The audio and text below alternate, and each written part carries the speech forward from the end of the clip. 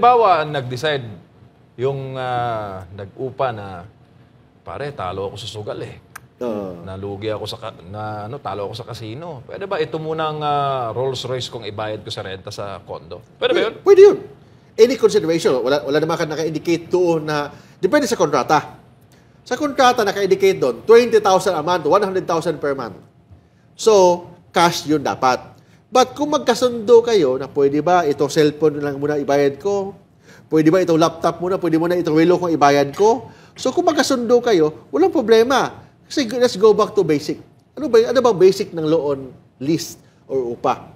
Contract of lease is a consensual contract. When you say consensual contract, there must be meeting of minds between the lessor and the lessee. Kung nagkasundo yung dalawa, kahit ano ba ibayad mo, walang problema. Cellphone mo, laptop mo, relo mo, alahas mo, walang problema yan kasi as long as magkasundo si lessor at saka si lessee. Yun. Kuya Mark, paano naman pag kunyari si Juan, nagpatayo siya ng malaking garahe sa isang bahay na nirentahan niya kay Pedro? Garahe lang yun, pero malaki yun at nag-invest talaga siya. Meron ba siyang right dun sa pinatayo niya or meron pa rin ba siyang possession pag nag-expire na yung contract niya? Yung question na yan, yun ang question natin ni Christina. Yes. Di ba si Christina, umupo ng lupa, pinatayuan niya ng mga bodega. Ito naman, yung tanong na yan... Pero may kontrata to na nag-expire na. Na-expired ang kontrata kasi 5 years contract, na-expired na. Yung si Christina naman sa Pampanga, yung tumawag sa atin, walang contract. It means anytime pwede. Pag sinabi ni lessor na, alis ka na dyan, ibig sabihin, expired na ang contract of lease. In this case, 5 years, na-expired na ang contract of lease, but may garage siyang pinatayo. Tapos, ayaw na ni lessor na i-renew ang kontrata. So, anong gagawin niya sa garahe na pinatayo niya na mga 10 sasakyan ang nilagay doon sa garahe na yan? So, depende, si lessor ang mag-decide. Si lessor, pwedeng gawin ni lessor na, sige, i-renew niya. Pwede i-renew ang contract. So, walang problema kung renew. Kung ayaw ni lessor, pwedeng bayar ni lessor yung garahe. Pwede bayar para bilhin ni lessor yung garahe para yung garahe na yan mapunta na ni lessor. But only 50% of the value. Si lessor ang mag-decide. Pero kung ayaw ni lessor bilhin or bayaran yung garahe, pwedeng tanggalin ni lessee ang garahe. Pwede niyang ibakbakin ang garahe. Kahit na masira ang bahay na inupahan niya. Kahit na masira yung principal property. So pero ang magde-decide talaga si lessor kung bilhin ba niya, bayaran ba niya yung improvements.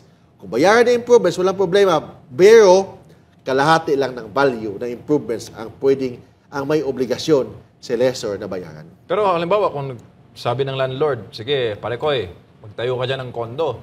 With tapos, consent. may consent. Tapos, kung anong income dyan, hati tayo. Pwede ba yun? Pwede ba yun? Pwede. Yun ang tinatawag. Kung lupa ang inirerentahan. Yung pag-hati-hati, for example, may agreement yung dalawang party sa building, yun ang tinatawag na joint venture. JVA na. Joint venture agreement. Mga gano'n, mga joint venture. For example, iba ang may-ari ng lupa, iba ang may-ari ng condominium, tapos profit sharing sa expense sa income. Yun ang tinatawag na joint venture. Ibang usapan naman yan. But for example, iba ang may-ari ng lupa, nagpatayo ka diyan ng building, tapos or improvements, tapos after the contract, gustong alisin ang ayaw na i-renew ni landlord ang contract. Pwede talaga si landlord bilhin na lang niya ang building. Kalahati of the value of the building pwede niyang bilhin. Or kung ayaw niyang bilhin, dapat sirain yung buong building. Right naman ni lessee na sirain kung hindi bayaran siya ng kalahati of the value of the property. Grabe, no? So, lahat ng bagay talaga nadadaan sa magandang usapan. Pero Kuya Mark, if ever walang laban yung caller natin kanina sa court since walang written agreement, pwede ba niyang i-propose na lang sa lessor na mag-joint venture na lang tayo pero dapat makikinabang tayo 50% yung shares natin sa building? Pwede sila magkasundo. Walang problema kung magkasundo silang dalawa. Walang problema. Sabi ko nga, ang contract of lease is based on consent. Consensual ang lease. Kung magkasundo sila, hindi sila mag-away, walang problema. That's why, suggestion nga sa kanya punta sa barangay, mag-settle sila doon sa barangay, baka pwede pang i-settle, magkasundo sila. Yun ang trabaho ng lupon. lupong tagapamayapa, settlement, mediation, baka pwede pa magkasundo. Kasi kung hindi sila magkasundo, yung caller talaga natin, walang laban yun. Kasi in the very first place, wala naman silang kontrata. Pag walang kontrata, from the moment of the demand, expired na ang kanyang karapatan to use the property from the moment of the demand. Kasi wala naman silang written contract. Ako, grabe, no? From lease agreement, naging JVA. JVA. Well, social, JVA. Yun na lang yung another option niya yun. Or ipapademolish or aalis na lang siya. Pero half the value of the property will be bought by the lessor. So yun yung tatlong choices Common niya. yan, MJ, yung joint venture. Na, for example, yung isang building dito sa may Taft Avenue, may iba ang lupa, iba ang may-ari, tapos pinatayo ng isang developer, tapos yung income naman ng development o income ng pagbenta ng condo, may certain percentage ang may-ari ng lupa, parang gano'n. So may iba naman na ang ginawa ng mga developer, binili ang lupa, tapos sila na ang 100% owned by the developer. Yung iba naman, partnership based on the contract. So iba yung may-ari ng lupa, ibang may-ari ng building, nag-joint venture sila, ibenta nila ang condominium, ang income, may profit sharing based on the value of the land and based on the value of the building in proportion. Ibig sabihin, pro rata sa value ng kanilang contribution. Yun. Pwedeng lifetime agreement yung joint venture nila na. Forever! Kasi pag kunyari joint venture, pati yung mga anak ng mga yung joint venture na pinag-usapan, for example, building, based lang sa pagbenta ng building, pagbenta ng condominium. So, hindi siya matatawag na lifetime. Kasi pag ibenta, for example, nabenta na yung condominium, nabenta na.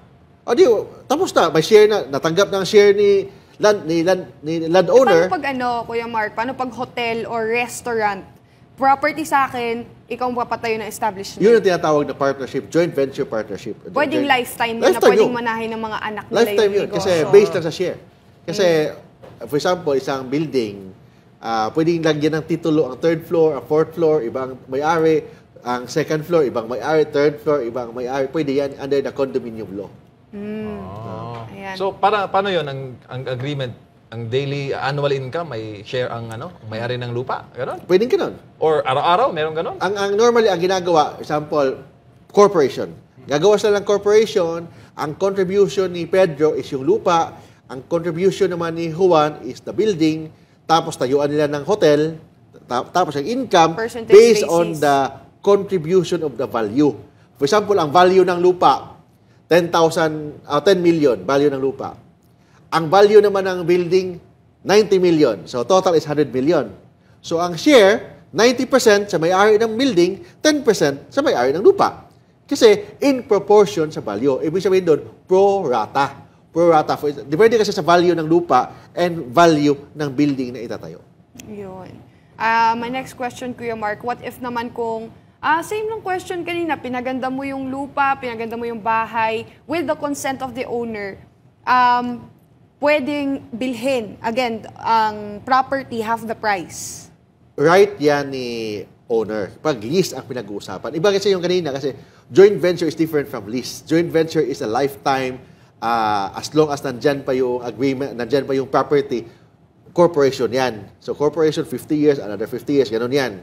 But iba pag lease, kasi ang lease kasi, pag may improvement na ginagawa si lessee, pwedeng pagkatapos ng contract of lease, right ni lessor na mag-decide. Si lessor ang mag-decide kung bilhin ba niya yung mga improvements na ginagawa doon at 50% of the value, or kung ayaw niyang bilhin, tanggalin ni lessee ang improvements. Okay, what if naman, Kuya Mark, when it comes to contracts, renewal of contracts, pwede bang after na-expire 10 years, mag-renew na naman ng another 5 years? Is it needed na consent ng dalawa? Or pag may nakastipulate na option to renew lang dito sa lessor? Pag with option to renew, ibig sabihin, kailangan pa rin ng bagong contract. Hindi pwede na automatic renew after 5 years kasi may option to renew. Pag nakalagay doon na 5 years contract with option to renew, ibig sabihin, another contract na dapat magkasundo si lessor and si lessee bago ma-renew ang property, bago ma-renew ang kontrata. Kuya Mark, ano ba ang proseso pag nag-file ka ng judicial ejectment? Gaano ba ka-tedious yun? Kasi pag hindi na daan sa santong usapan, ito talagang kahihinatnan. Okay, ang ejectment, may proseso yan. Ano Una, of course, hindi nagbayad ng upa. For example, ganun. So, ang gagawin mo, gagawa ka ng demand letter to pay and vacate. Demand letter to pay and vacate kasi pag hindi ka na nagbayad ng upa, ang possession mo over the property from legal, naging illegal ang possession mo over the property. Legal lang kung nagbayad ka ng upa. Kung hindi ka nagbayad, yung possession mo over the property maging illegal. So, ang gagawin ni landlord is gagawa ng demand letter to pay and vacate. Bigyan ka ng pagkakataon na magbayad or umalis dan. Kung hindi pa rin magkasundo, matigas ang ulo ni lessee, pupunta sa barangay for possible mediation. Kung hindi magkasundo sa barangay, the barangay will issue a certificate of file action, then mag-file na ng ejectment suit doon sa court. So, pagkaso na sa court, so hindi lang upa ang babayaran mo kung matalo ka, bayaran mo damages, bayaran mo ang attorney's fee, so hindi lang upa ang babayaran mo. For example, ang upa mo 10,000, hindi lang 10,000 per month ang babayaran mo, may interest pa, 6% per annum yan, may attorney's fee pa, may damages pa. Kuya Mark, paano naman pag ako as a lessee, nag-seek ako ng remedy sa court, kaso lang hindi ako nagbabayad na ng upa. May power ba yung court na magsabi na, hindi, sige, extend natin yung... Depende sa case-to-case basis. For example, hindi pa naman nagkasundo, okay? Kasi may pending pa na kaso, ganoon. Actually, the court may extend for a certain period. Hindi naman sobrang haba. For example, baka pwede pa kayo mag-mediate, mag-settle kayo dyan, extend mo natin yung contract. 2 months. Magkasundo kayo dyan. Normally, extend ng court yan. Depende sa term, sa mode of payment. For example, ang mode of payment nyo is 1 year payment, 100,000 per year. So, extend ng court yan ng 1 year. Normally, 1 year or 2 years. Or kung ang mode of payment mo is month-to-month, so, extend ng court yan ng month-to-month din habang hindi pa tapos ang possible mediation. Alright, Kuya Mark, Ms. Lala, marami pa tayong mga tanong at mga paliwanag na ibibigay sa ating pong palatuntunan. Standby, magbabalik po ang Pinoy Legal Minds. Pinoy Legal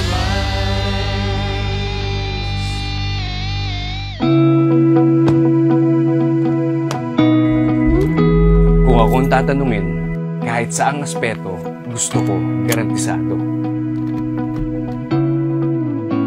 Metikuloso akong tao, kaya gusto ko lahat maayos at sigurado. Lahat quality, yung hindi ako makukompromiso, pero sulit ang presyo.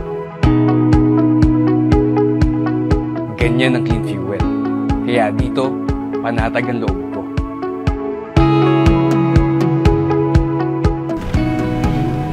Magandang umaga po, sir.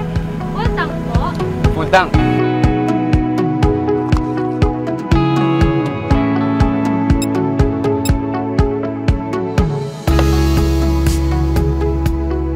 Kung gusto mo ng dekalidad na gasolina pero sulit ang halaga, mag-Clean Fuel ka.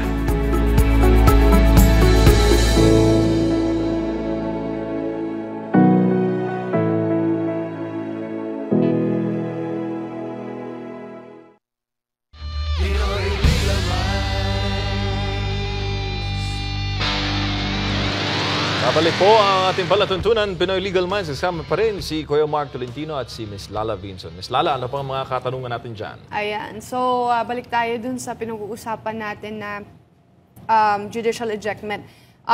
Kuya Mark, what if kung si lessee ay nag-occupy ng bahay for almost 30 years or more than 30 years, 50 years? Pwede bang basta-basta na lang siyang paalisin or i-terminate yung kontrata? Hindi pwede. Kung example, may kontrata, 30 years. Hindi pa tapos ang 30 years. Hindi ka pwede basta-basta paalisin ni lessor. Yun ang protection mo. That's why kailangan may written contract ka. Kasi pag may written contract, ibig sabihin, protected si lessee. Shield. Oh, Shield so may yan. protection si lessee, hindi pwedeng paalisin yan. So, kung gustong paalisin, dapat i-terminate muna ni lessor ang kontrata. Ano yung grounds of termination? Aside sa expiration of the period. For example, hindi ba expired ang period? Second, hindi nagbabayad. Kahit 30 years yung kontrata ninyo, pero hindi kayo nagbabayad ng upa, pwede kang paalisin ni lessor. Or, may violation sa terms and conditions sa upa. Ang purpose ng upa, residensya lang, gawing bahay yung bahay mo. Residensya lang, tulugan mo ng bahay mo. Ang ginawa mong yung bar, ginawa mong cybersex den, drug den, o ganun. Pwede talagang paalisin ka ni lessor. Kasi na-violate mo na ang terms and conditions of the contract of lease. So kahit na may 30 years contract ka, kahit kung hindi ka naman nagbabayad ng upa, pwede kang paalisin. Or kahit nagbabayad ka ng upa, na-violate mo naman ang terms and conditions sa upa, pwede ka pa rin paalisin.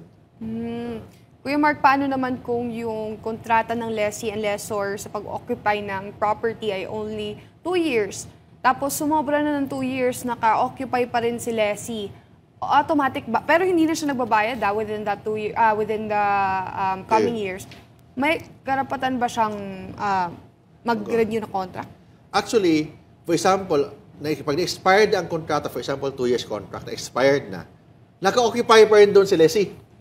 Ano may epekto sa batas? Tapos ang kontrata mo, nandiyon ka pa rin. Hindi ka ba pinaalis ni lessor? Pag nandiyon pa si lessee, kahit tapos na ang kontrata, ibig sabihin, may implied contract of lease. But the implied contract of lease, nakadepende yon sa mode of payment.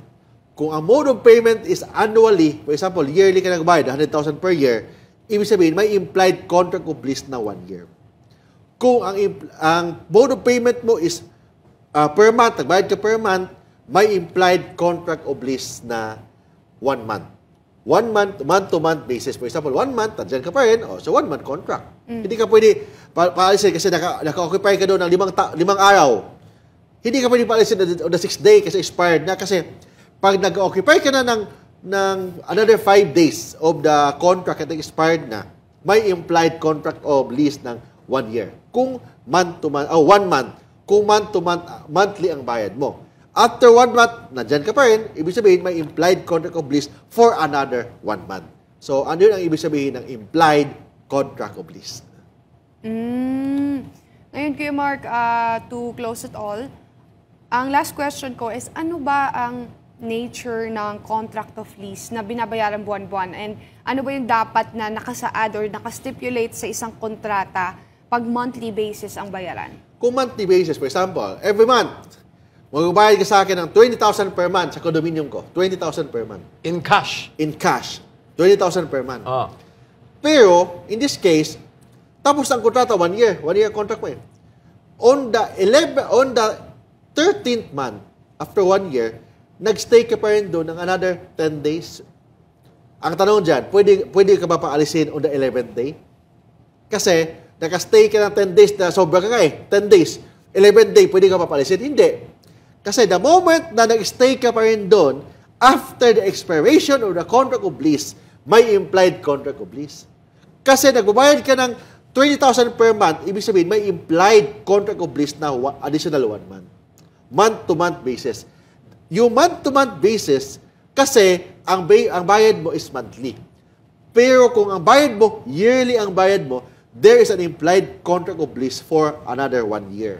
Kung extend ka doon ng 5 days, 10 days, 20 days, automatic 1 year ang implied contract of lease kung yearly ang bayad mo. Therefore, ang implied contract of lease, nakadepende yun sa mode of payment. Sa MOP.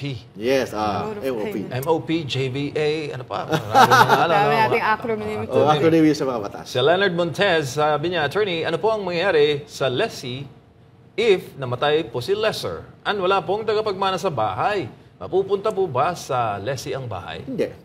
The mere fact that you are the lessee, inupahan mo ang bahay ni lessor, ibig sabihin, ni-recognize mo, under the law and evidence, ni-recognize mo na hindi ikaw ang may-ari ng property. Kung umupa ka dyan sa property na yan, 50 years, 60 years, 70 years ka nang umupa dyan, wala kang karapatan na angkinin ang bahay, ang lupa, kahit ilang taon ka nang naka-occupy dyan. Kasi the moment that you lease the contract, ibig sabihin doon, ni-recognize mo sa batas na hindi ikaw ang nagmamay-ari ng property, kung hindi ibang tao ang nagmamay-ari ng property. So, kung namatay si lessor, may contract pa rin kasi lalo na pag depende sa terms and conditions sa contract ko, nakalagay doon na enforceable pa rin sa mga assigns, sa mga years. So, pwede pa rin niya i-enforce yung contract of lease, depende sa mode of payment. Depende sa terms or period of the contract. Kung namatay na si lessor, baka may anak, baka may magulang, baka may pamangkin. So, depende na yan sa kanilang pamilya. But as long as buhay pa yung contract of lease, nandyan pa yung kontrata, 5 years, 10 years, you have the right to occupy the property. Pero Kuya Mark, halimbawa, yung landlord ay hindi nagpakita. Bigla na lang nawala. MIA, missing in action. Missing in action. Grabe May mga acronym. Tapos, 10 years nawala. Ano ang assumption ng nag-upa? Kanya na yung property? Hindi, kahit na ilang taon ka dyan nag-occupy, as long as umupa ka, hindi it cannot be ripened into ownership. Kasi the word upa, temporary in nature. Walang forever sa upa. So, ibig sabihin, kasi temporary in nature, hindi mo pwede, it can't be ripened into ownership kahit ilang taon ka nang hindi nag-occupy dyan, kahit umupa ka lang. So, kung walang nag-bill sa'yo, alangan naman libre. So, pwede kang paalisin ng mga kamag-anak ni lessor or agent niya, manager niya. So, the best way na gagawin mo bilang isang lessee is consignation. I-deposit mo ang upa mo sa korte. Pakita mo yung resibo mo, nagbayad ka na, para yung lessor, kung sino yung lessor na yan, doon nila kukunin sa korte ang bayad sa upa na binayad mo sa korte. Kuya Mark, ano po ba ang moral lesson sa part 2 po na ating paksa ngayong araw? Ang moral lesson, pag may kontrata kayo, yes, of course, it should be in writing. Second, respetuhin nyo ang kontrata. It should be enforced in good faith. Dapat walang bad faith pag may kontrata. Good faith dapat kayo sa sa konsuduan nyo sa kontrata, sundin nyo anong nakalagay doon. Kung residential man yan, dapat residential yan. Kung commercial yan, dapat commercial yan. Hindi pwede na lumabag ka sa kasunduan. Kasi in a contract, under the very basic in law and obligation contract, you should implement, enforce the contract faithfully and in good faith. In good faith. In good faith. In bad faith. Good faith. Good faith tayo. Siyempre, mga good tayo Kuya Mark. Yes. Hindi tayo bad Good tayo ng, wag na lang, politika na naman yan. Tayo. Kuya Mark, saan nila kayo mapapanood? Saan nila kayo makukontact for more legal advice? And for more legal advice, you can follow me sa Facebook page natin sa facebook.com/Mark Tolentino Law, youtube.com/Mark Tolentino Law Blog. O sa TikTok, hanapin niyo lang po, Kuya Mark Tolentino, and Rumble, Pinoy Legal Minds. And of course, you can also call me mobile, sa Viber, sa WhatsApp, sa 0968-881-1912 or 0917-329-5353. Ito yung kaibigan po ninyo, si Kuya Mark Tolentino. Miss Lala? Yes, you can follow me on my social media accounts at Lala Vinzon on YouTube, Facebook, Instagram, and Twitter. Thank you so much for watching. I'll see you next week. Wow, maraming salamat sa ating mga kababayan na patuloy pong sumusubaybay sa ating mga palatuntunan. More legal advice po ang inyong mapapanood every Saturday, 6:30 to 7:30 ng umaga dito po sa SM9. Next week po ulit, same time, same station. Ito po ang Pinoy Legal Minds.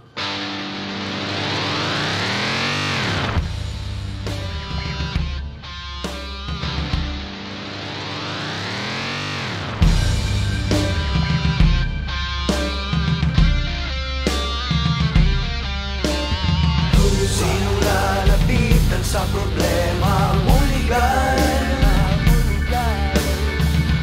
sagot sa katanungan, Pinoy Legal Minds. Sinong kaagapay, harapin ang katarungan, batas sa justisya sa Pinoy.